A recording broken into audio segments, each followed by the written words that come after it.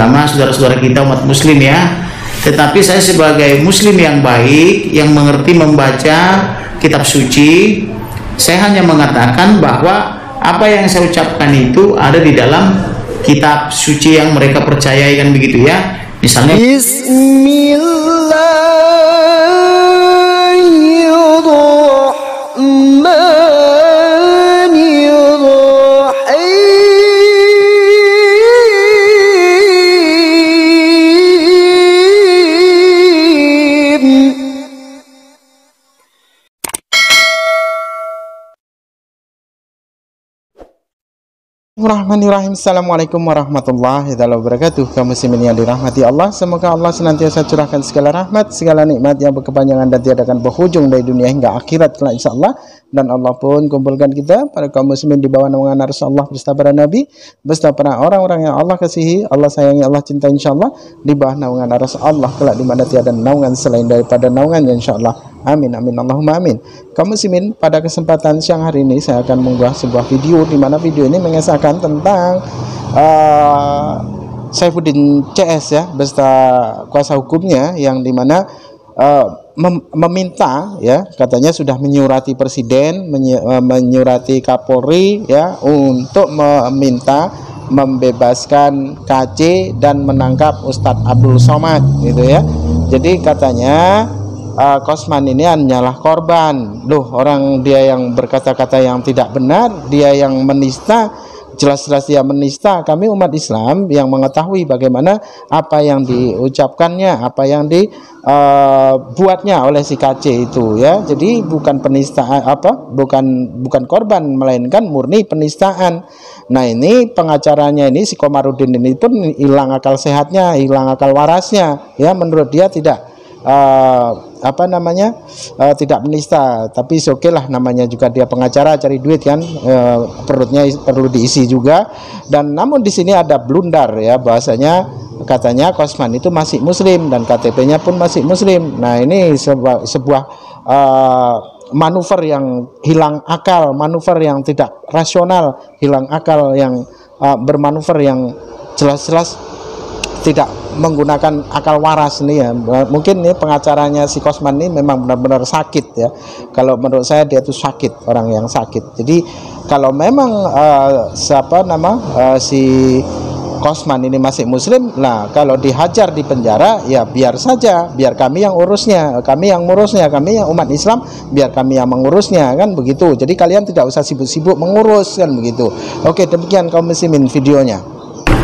Ini pertanyaan terakhir, ataupun karena kita ini ingin sekali bagaimana MKC ini harus dibebaskan ya. Karena apa? Karena MKC ini adalah dia melakukan pembelaan terhadap imannya itu dari kasus di mana Abdul Somad yang sudah berkali-kali disebut ataupun diceritakan ataupun banyak yang menuntut Abdul Somad, bahkan banyak umat Islam tidak suka dengan Abdul Somad agar orang ini sebagai malapetaka, sumber malapetaka Muhammad KC ditangkap dan ditahan. Nah, ini mungkin saya minta dulu pendapat dari Pak Kamarudin. Baik, memang ketika saya interogasi pertama kali di hadapan penyidik ya, mengapa Bapak melakukan apa yang dituduhkan oleh polisi itu, apakah itu benar apa tidak, kan begitu ya. Adapun jawaban daripada MKC, saya tidak ada niat menista agama manapun, termasuk agama saudara-saudara kita umat muslim ya. Video itu. Botak. Jadi botak lu, dasar lu. Goblok. Tetapi saya sebagai muslim yang baik, yang mengerti membaca kitab suci, saya hanya mengatakan bahwa apa yang saya ucapkan itu ada di dalam kitab suci yang mereka percayai, kan begitu ya. Misalnya beliau mengutip surat 72 Al-Jin 19, ketika beliau katakan dia hanya membaca, maka di depan saya itu penyidik membuktikan dengan cara membuka internet membuka apa namanya itu surat 72:19, memang kata-katanya seperti itu, tidak ada yang ditambah atau dikurang kan begitu ya. Kemudian ada lagi masuk ke pertanyaan misalnya surah Al-Maryam 71, memang ketika dibuka oleh penyidik kata-katanya persis substansinya gitu ya, jadi tidak ada yang menyimpang. Jadi kalau dikatakan siapa namanya MKC ini adalah menista, berarti semua yang membaca itulah penista. Video-video itu. Botak. Jadi botak lu, dasar lu. Goblok. Kan begitu, karena dia kan hanya membaca, tidak menafsir, tidak menambah, tidak mengurang gitu. Kemudian ada lagi pertanyaan mengenai kenapa salamnya itu apa namanya itu menyebut Yesus gitu ya. Maka dia bilang ini soal bahasa aja. Misalnya ada bahasa Inggris menyebut Jesus Christ, ada apa misalnya bahasa Indonesia menyebut Allah gitu ya, atau bahasa Arab gitu ya. Nah, lain lagi misalnya Ibrani menyebutnya, itu kan hanya soal bahasa. Jadi karena dia beriman kepada Yesus, dia sebagai muslim yang baik, KTP-nya juga masih muslim, tapi dia beriman bahwa Yesus tidak hanya sebagai utusan tetapi juga sebagai juru selamat, maka dia membuat salam seperti itu. Nah, apakah membahasakan atau mentranslate apa namanya itu bahasa Arab, ucapan salam atau bahasa Arab ke bahasa Indonesia dianggap menista? Ya itu menurut saya tidak gitu kan. Video-video itu. Botak. Jadi botak lu, dasar lu. Goblok. Tapi nanti kan ada ahli bahasa yang akan dimintai pendapatnya. Nah, bahwa memang teman saudara-saudara kita warga Indonesia ya, memang tidak semua mengerti bahasa gitu ya. Bahkan orang bahasa Inggris saja sudah dipelajari sejak SD, SMP, SMA sampai kuliah, belum tentu dia mahir berbahasa Indonesia. Hanya saja karena orang biasanya tidak mendengar salam seperti itu, ketika salamnya dipadu dengan kata Yesus sesuai imannya, maka bagi teman-teman kita itu dianggap sebagai penistaan gitu loh. Nah, itu saja itu Bapak Sepudin gitu. Jadi tidak ada niat atau mensrea atau epilmans dia untuk menista, apalagi membuat ujaran kebencian. Kaitannya dengan Abdul Somad itu bagaimana? Kalau Abdul Somad itu jelas-jelas dia menista. Kenapa saya bilang menista? Karena dia bilang di salib itu ada jin kafir. Padahal seluruh dunia tahu bahwa yang disalib itu adalah Yesus gitu ya. Yesus Kristus itu diyakini atau diimani oleh saudara-saudara kita sebagai utusan atau sebagai nabi, tetapi bagi umat Kristen dan Nasrani itu diimani sebagai Tuhan dan juru selamat kan begitu ya. Jadi bukan sebagai jin. Nah, kemudian dia bilang apakah pipinya atau ke kiri atau ke kanan, itu kan apa namanya ejekan itu. Kemudian apalagi dibilang memanggil-manggil haleluya haleluya.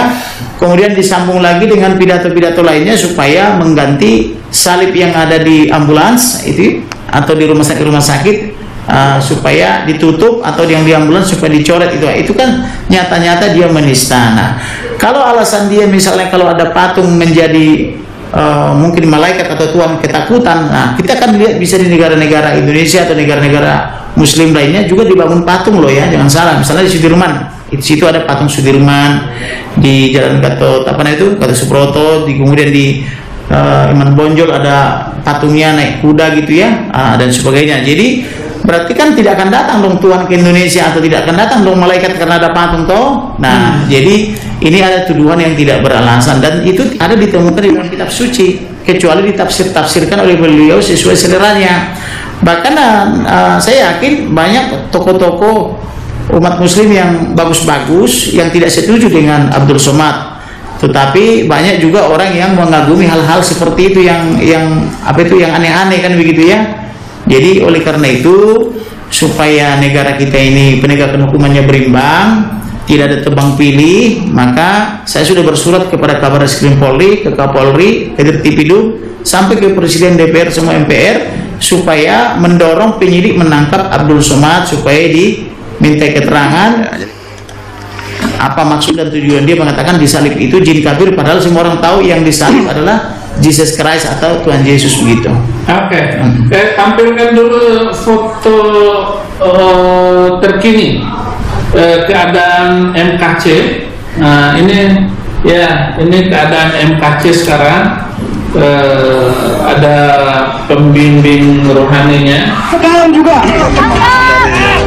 bagaimana provokasi yang dilancarkan oleh Ustaz Abdul Somad amat sangat keterlaluan memecah belah bangsa ini. Saya juga memohon pada bapak-bapak polisi untuk tidak takut kepada tekanan dari manapun.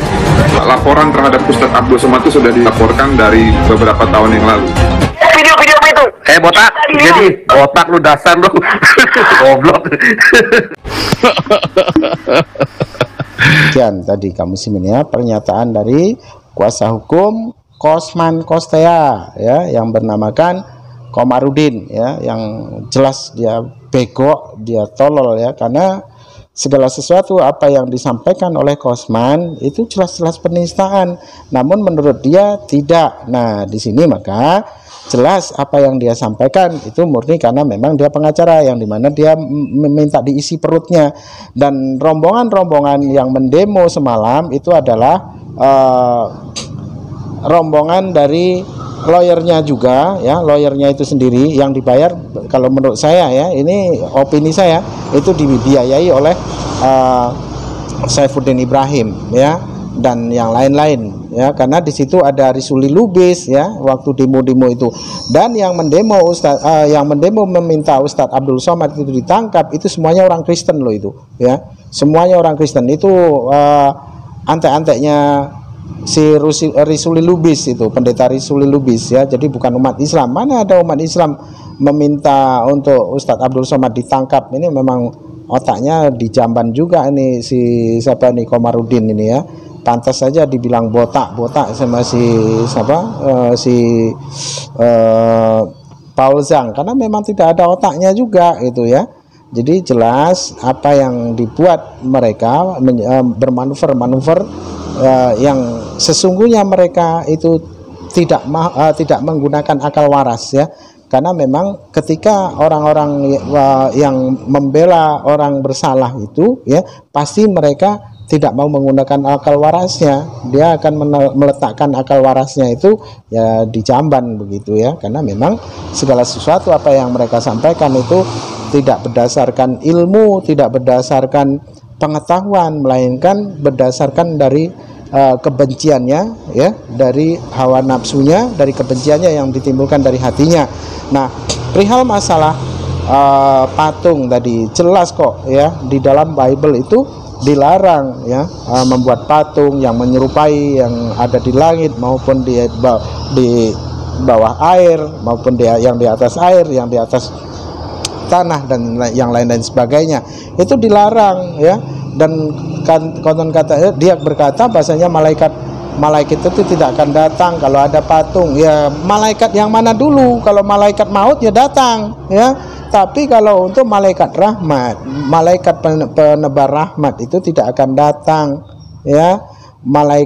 Karena malaikat Jibril pun ya, ketika Rasulullah itu berjanjian ba'da asar dengan Jibril, ketika itu Rasulullah berkata kepada istrinya yakni Aisyah, berkata, kenapa aku ini sedang berjanjian wahai Humairah, aku sedang mengadakan janji ya, janji untuk bertemu, untuk berjumpa dengan malaikat Jibril. Namun malaikat Jibril berkata ba'da asar, usai asar. Nah, setelah usai asar ditunggu-tunggu oleh Rasulullah, malaikat Jibril itu tidak datang. Ternyata malaikat Jibril itu menunggu di depan pintu karena di bawah tempat tidur beliau itu ada anjing di situ. Nah, di situ maka